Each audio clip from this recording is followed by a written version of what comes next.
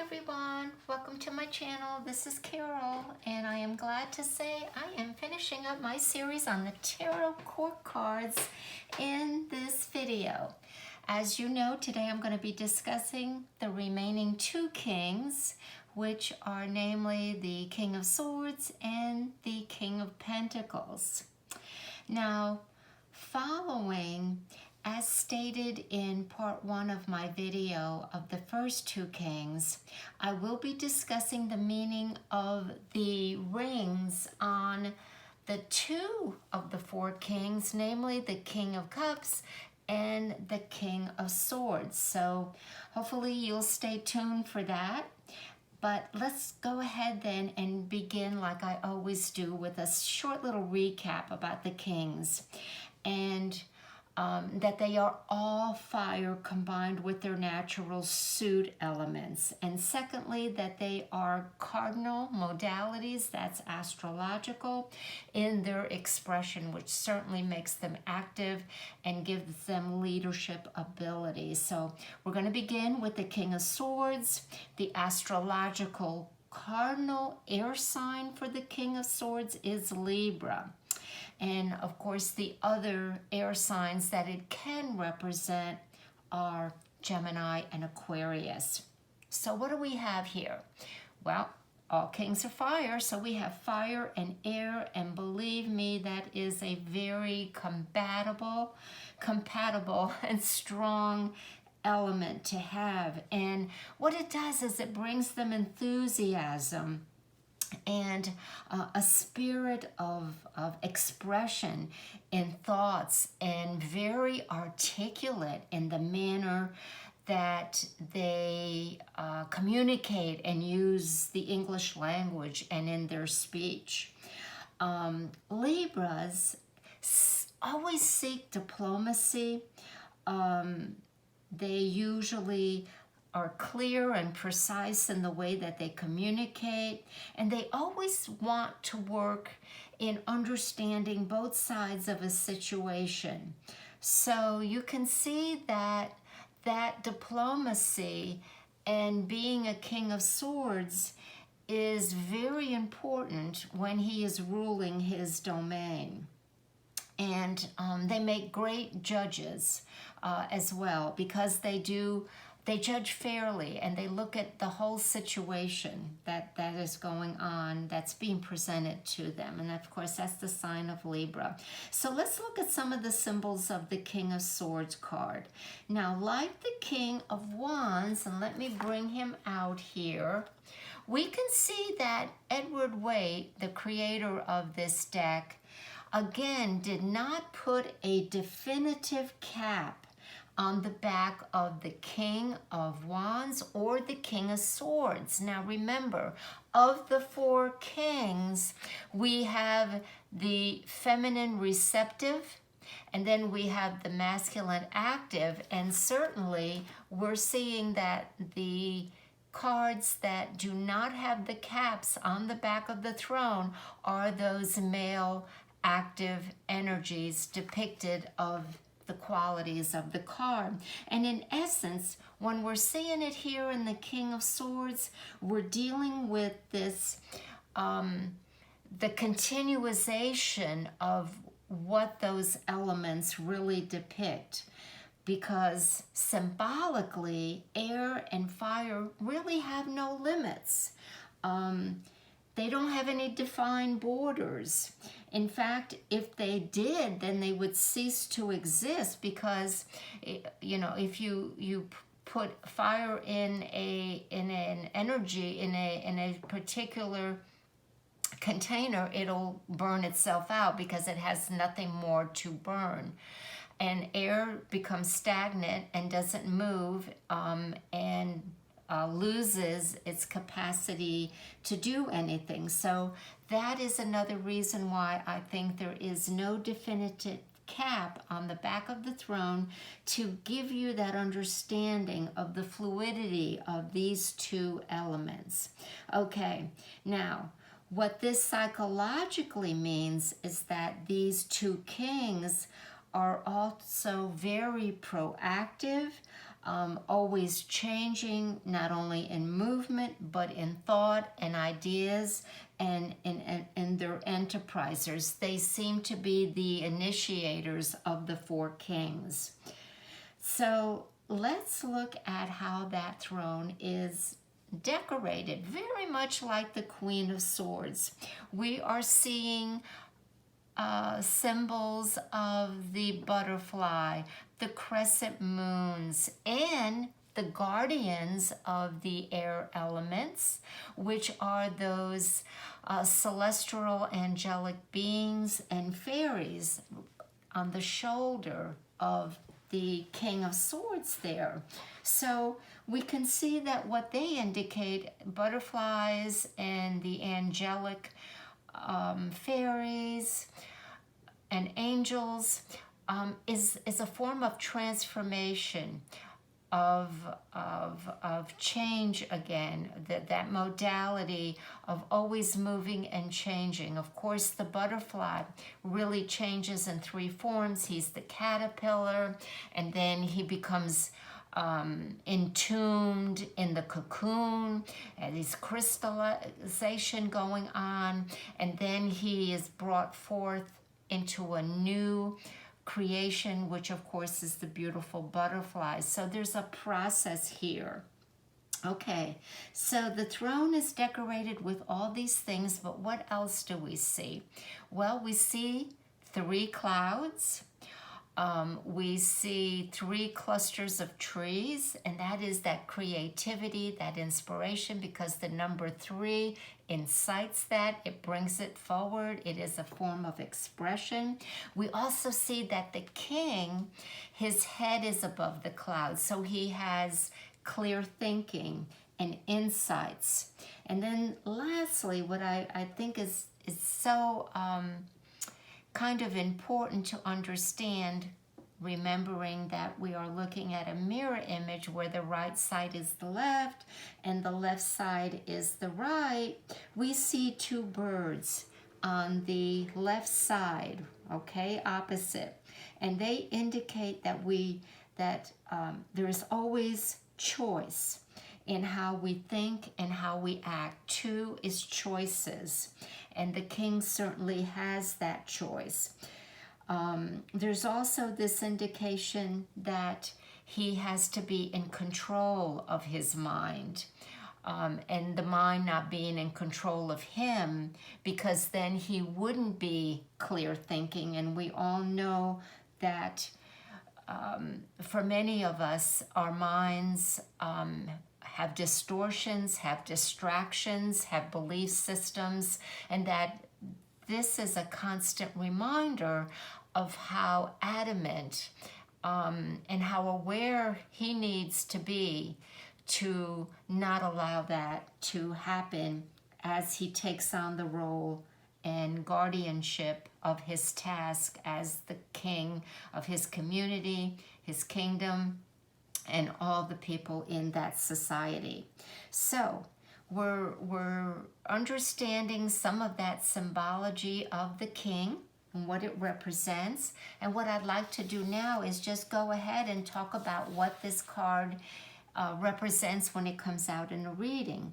If it's going to depict an individual, it's definitely a rational man with a logical, even a scientific bend to the way he thinks. Of course, this card could also indicate a woman who has her male side in the present state taking these qualities of leadership. We have to look at the surrounding cards, but certainly a woman could be showing this male side of her personality being front and centered in the layout of the reading. And that's also true for a man. When a queen comes up, he could be using his feminine aspects during that part of the reading, and those qualities are now surfacing, and that's what's being interpreted. Now, other things that this card could indicate, and we're talking about vocations here: a lawyer, teacher, scientist, a diplomat, radio host, anything with broadcasting, writing, communications, using the voice. Shadow definitely would be misguided pride, misuse of the talents we just talked about, arrogance, overly demanding, and maybe even bullying, and using words unwisely or using words that may hurt someone else. Sometimes this card comes up because especially when it's reverse, it could indicate lack of mental clarity or lack of communication skills or fear of expressing their deeper thoughts or their ideas. There's a resistance to that. And then lastly, we can interpret this card by asking ourselves about our own judgments at the time of the readings. Are we being fair? How have we reached that judgment or that conclusion? Other things that I usually like to ask is, how am I communicating at the present time? Am I clear in my thoughts and in my actions?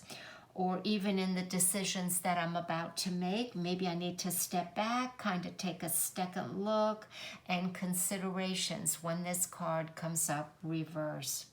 All right, let's move on now to the King of Pentacles. All kings are fire. The element that is given to Pentacles, of course, is earth. Now, earth and fire are not compatible. They've got to agree to work together because fire can scorch the earth, and if you throw earth, sand, dirt on top of fire, you can put it out. So there has to be an agreement here between these two qualities of the elements that they represent. The King of Pentacles is associated with that cardinal sign, Capricorn, which is ruled by Saturn. We'll talk about that planet a little more later on. But right now, that is the main characteristic of that card.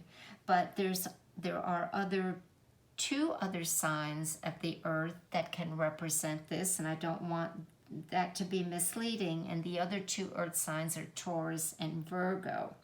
Going back to Capricorn, the personality is steadfast. It's hardworking. It wants results for any effort that it puts forth. It's conscientious, and it's consistent. And it uses resources very, very wisely. That's what I can say about that sign. They're also very dependable. They make very, very good financial consultants because they are good with the resources that they are giving. And like all earth signs, they're security oriented. They're a bit cautious.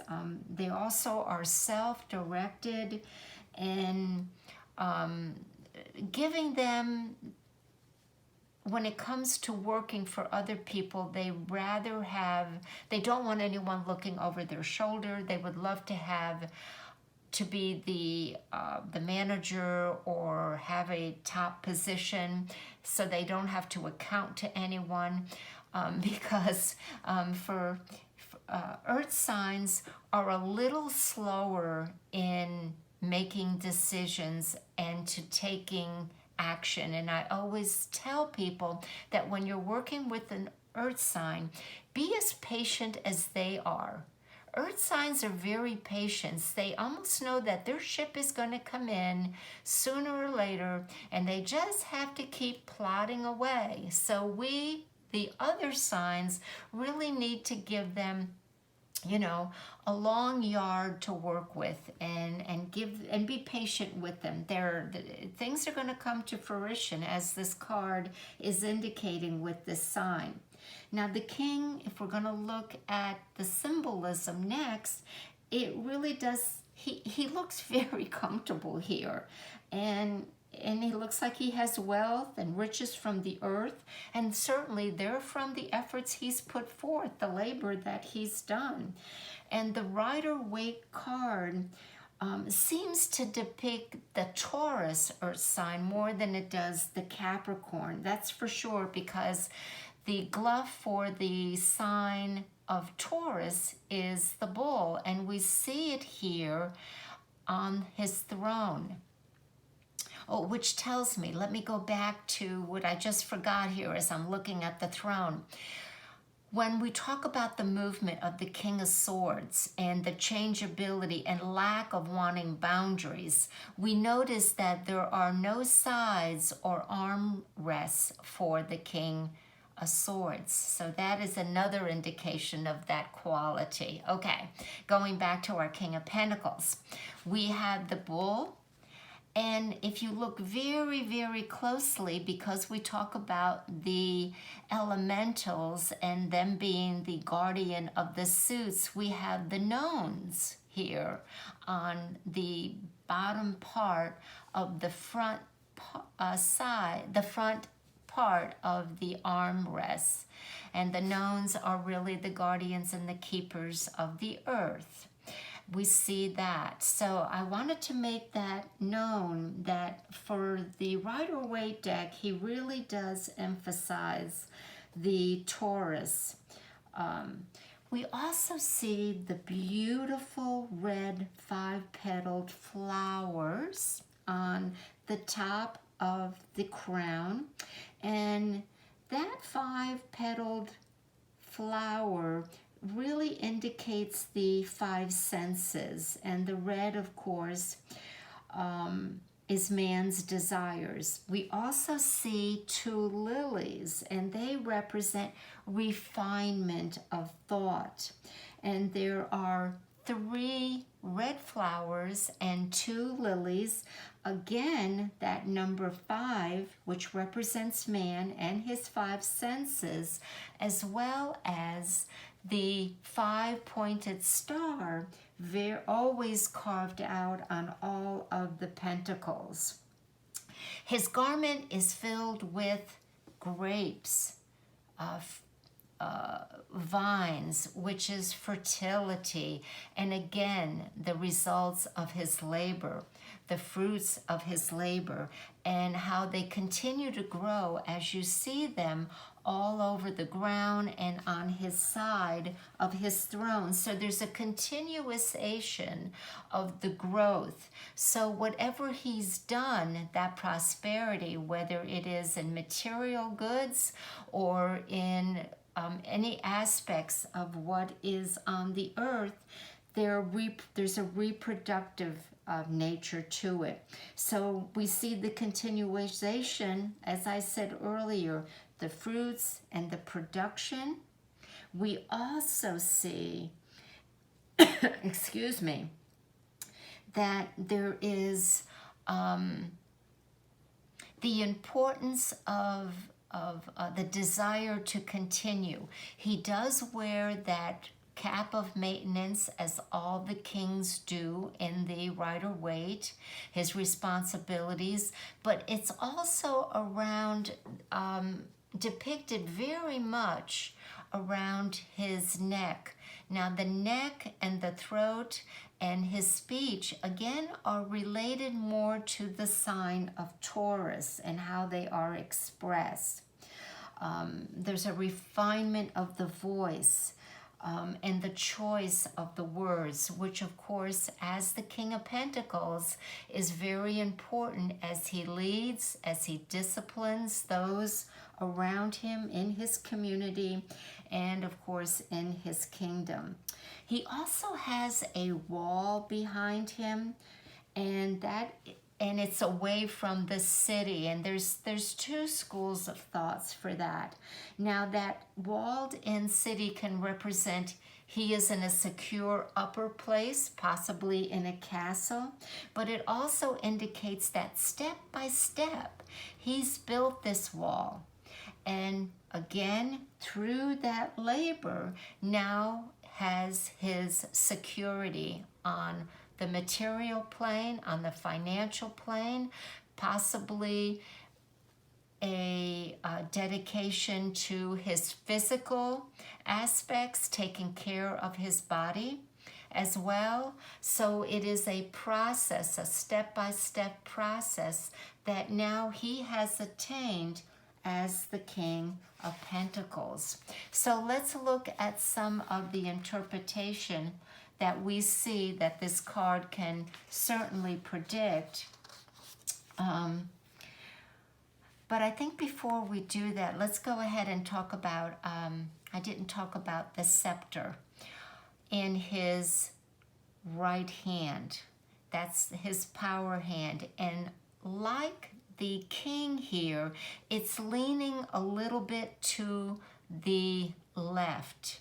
I'm sorry, to the right, which means that they're actively wanting to have truth and right action. They're aware of that. They're consciously aware of how to use their power, their scepter, whether it's the sword or whether it is here. There's also an indication of the full moon that I would like to bring to your attention. Again, going back to Taurus, because the sign Taurus, the ruler of that sign is the moon, and we see that on the top of the scepter. The other thing that I'd like to bring to your attention is that the king really doesn't pay attention to his power, but more so he pays attention and gazes down on the pentacle, which is on his left side, and it's really held very lightly with his left hand. We now know that the left represents receptivity, which the pentacle represents earth. He's receptive of what the earth gives because it produces the food that he grows, and he's nourished by that food. It also represents the cycles and the of time and the seasons and how they bring about resources, the supplies that give him the ability to continue.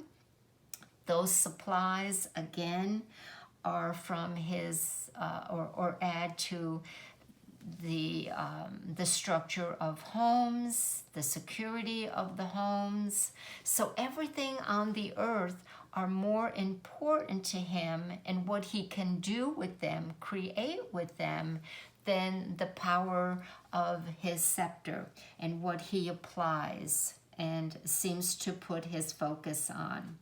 Now, the other thing that's important to look at here symbolically is like his scepter, the yellow scepter, the full yellow background that takes up the card that doesn't have to do with earth and all the fertility of the earth and the growth that we get from the earth. And the yellow pentacle. Symbolically, yellow represents, again, what I just kind of mirrored with him gazing on the pentacle. It represents his consciousness and intellectual maturity that he has, that he's gained at the king level. That was an ongoing process of the transformation that took place from the time he was a page to the time that he is now a king. So consciously being aware, the intellectual pursuit to continue, to advance, to know, to apply the resources is what is being depicted here. And remember, the wall is behind him and this intellectual need and pursuit is behind him, and it crowns him now in his ability. Therefore, we can say that the inspiration of that fiery energy, that spirit within each of us, and of course within each of the kings, is utilized for the abundance that we're seeing and the fertility also, because the spirit aspect is another phallic symbol for procreation, which we'll talk a little bit about that in a little while also. Okay, so we last, kind of want to end this because we can go on and on. But I think that a lot of people, when I teach the tarot, really want to know is why is the king wearing a suit of armor underneath his garment? Okay, and we see that because his left foot kind of rests on some kind of stone or block here, carved with the head of a boar. It's really hard to see. You have to, it blends in with the earth, but that is the head of a boar, and that seems like a cube or a block. So what does all that represent? Well, if we look at what a boar represents, it symbolizes bravery, power, courage, command, and they're fearless. Also, it's said that due to the high quality of the meat of the boar, there's a symbolic indication also of governance and generosity. The earth signs, the earth is very generous as it gives us all the resources. It gives us the 4 elements. It gives us our physical body, our constitution.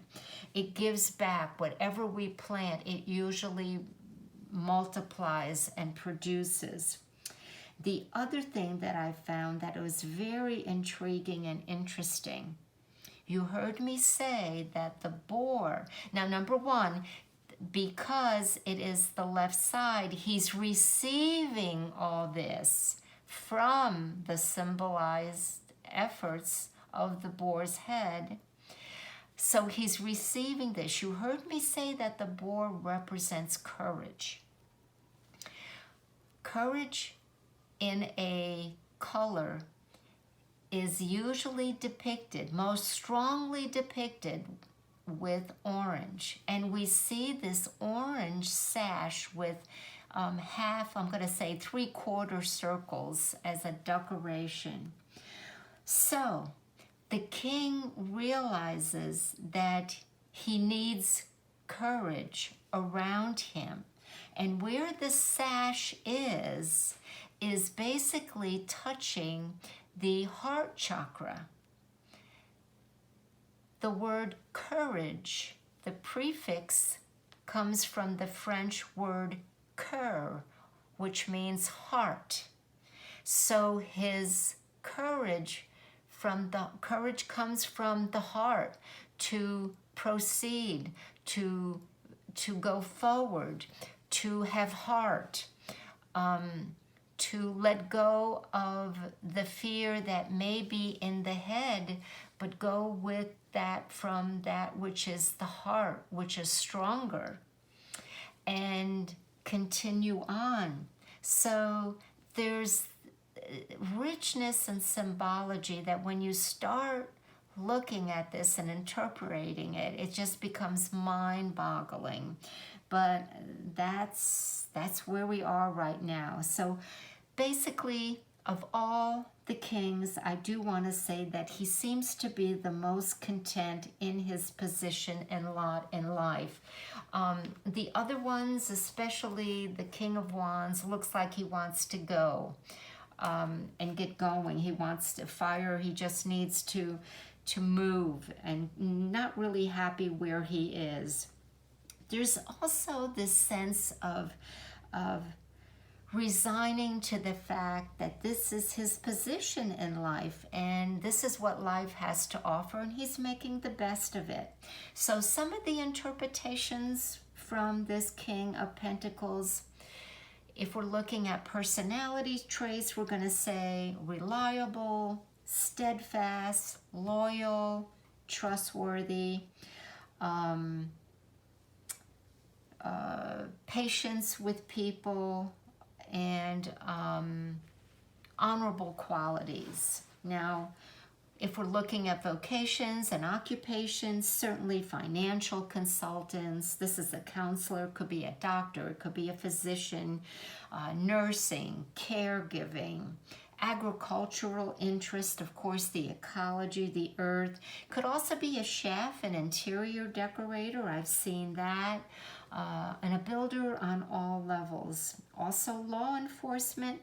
They make, as I said earlier, great lawyers and judges.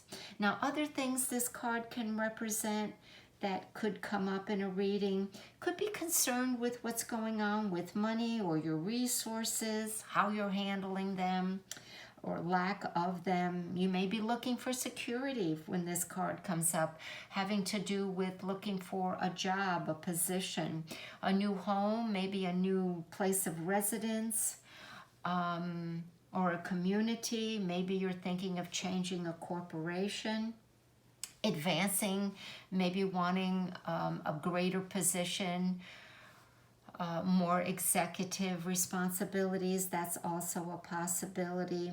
When it comes up reverse, make sure you're not wasting your resources, spending your money unwisely or misusing resources, not taking advantage of what you are entitled to or given. And also there are shadow aspects, as with all of the cards. This one could indicate one who is underhanded,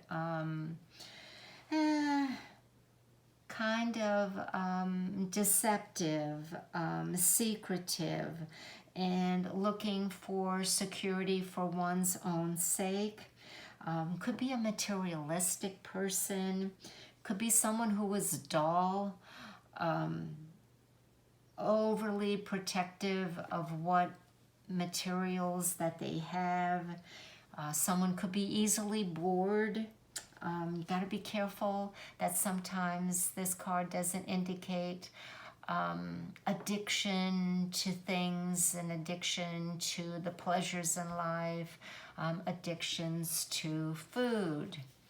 Okay, so as promised, and I'm sorry if this is going to be a long video. I always try not to do that to everyone. I am now going to talk about the rings on the fingers of, first of all, it was the King of Cups and, of course, the King of Swords. Okay. In palmistry, each finger represents a planet or a deity in mythology.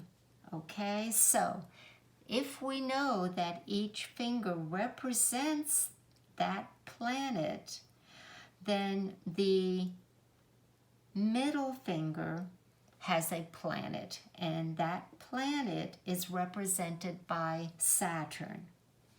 The planet Saturn is known as many things, but it is things that you may be aware of is the taskmaker, Father Time, the Lord of Karma, Cronus in Greek mythology.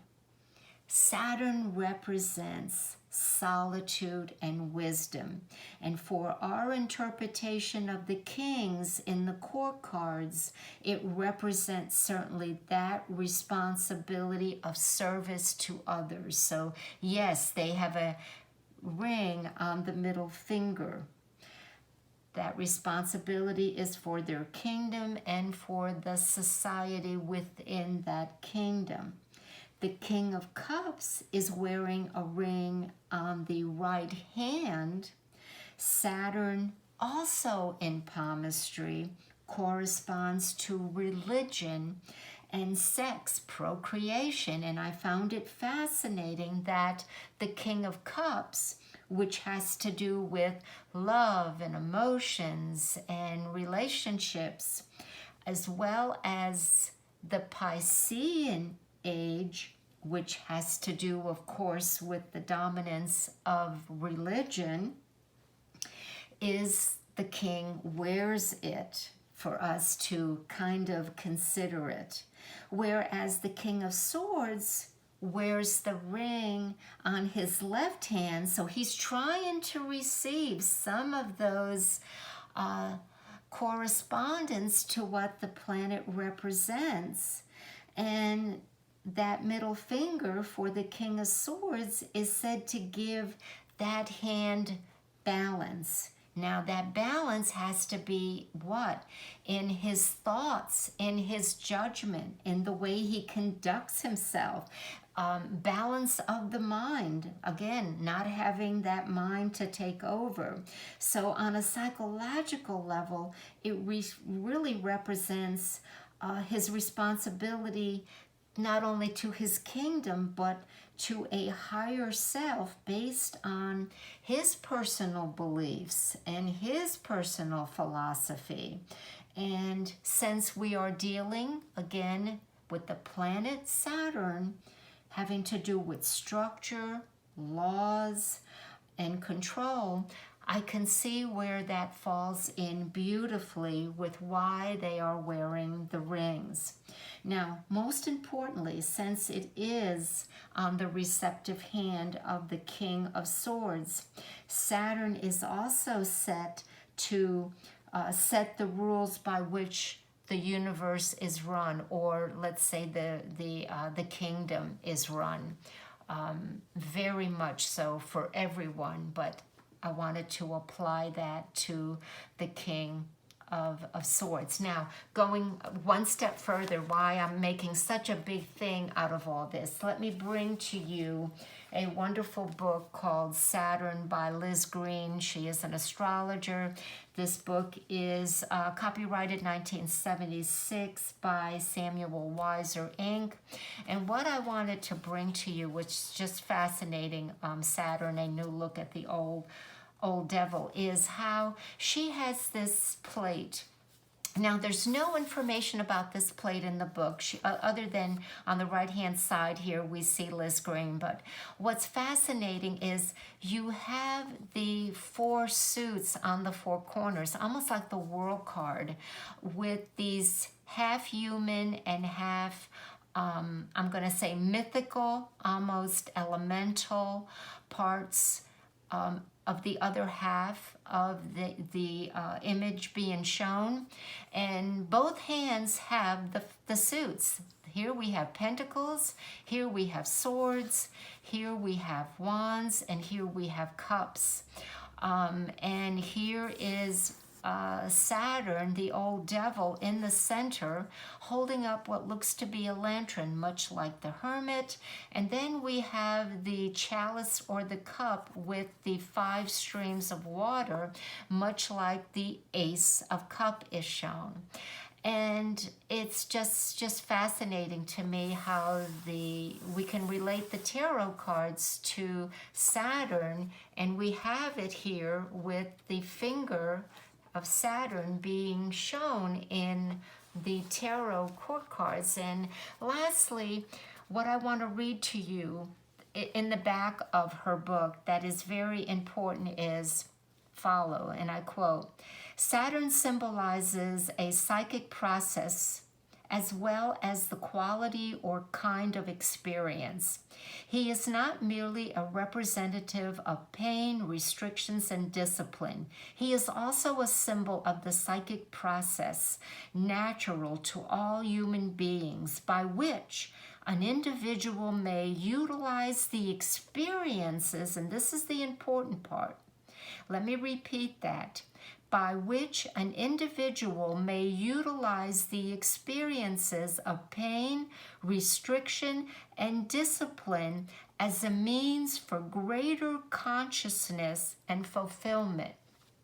Which leads me to the last part. And what I'm about to say is from my own personal experience and studies. My mother and her sister did palmistry. I have studied palmistry. So what I'm about to share with you is passed down through the generation of what I heard my mother and my aunt said, but also my experience in looking in the hands of people and the delineation. And what I'm getting to is really specific right now. Bear with me.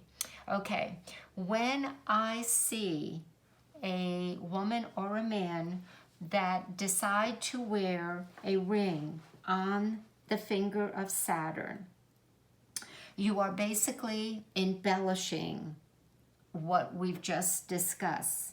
You are crowning it. A ring crowns. It is symbolic of continuation. It has no beginning and no end. With that said, going back to the meaning of the planet and how it emphasizes discipline, duty, and responsibility, I usually ask my clients, are you prepared to bring about this process, which again, I will go back to what Liz Green talks about. That process of using that pain to transform it in order to evolve, in order to grow, because you are emphasizing that planet in your life right now. Some of the other questions that I ask is for them to, and I'm not saying it's right or wrong, I'm saying, are you up to the task? Since you are embellishing and crowning that finger with whatever jewelry you are putting on. The other thing that I like to ask my clients is, go back to when you decided to put that ring on your finger, whether it's the right hand or the left hand. Also take back into consideration that the right hand is active and it is the masculine, and the left hand is receptive and it is the feminine. Then with that time frame, how have things evolved? Have things surfaced? Shadows? Have there been more times that you've dealt with disappointments or upheavals, or are you seeing where when things surface, they're not going to get you off balance? You're able to cope with them. So that would indicate that on your spiritual path, you are asking for the Lord of Karma to maybe give you more things so you are able to grow a little quicker, or to, like I say, skip some ranks on the ladder or the spiral of evolution, that you want to jump to another level. So all of these things are something for you to consider when you decide to wear a ring on whatever finger. I mean, they all have a planet, but Saturn is the one that, are you up for the task? Have things gotten better or worse once you decided to put a ring on that finger? All right, everyone, that concludes my whole series of the court cards. I want to thank everyone for their continuous support, for your comments, for your encouragements, for all of the insights that I have gained by my interactions with you. I certainly hope that this has been beneficial, and let me know what you think. Thanks everyone for joining me today. Have a great weekend, and bye for now.